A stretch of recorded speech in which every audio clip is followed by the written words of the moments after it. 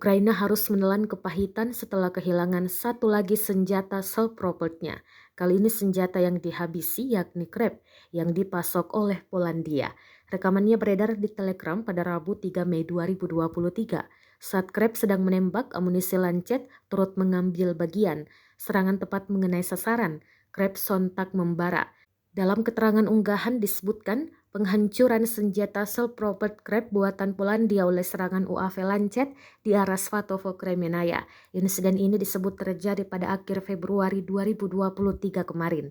Beruntung tak ada korban jiwa dalam serangan amunisi ini. Rekamannya pun telah menuai berbagai komentar dari warganet. Dan diketahui invasi Rusia ke Ukraina telah memasuki hari ke-434.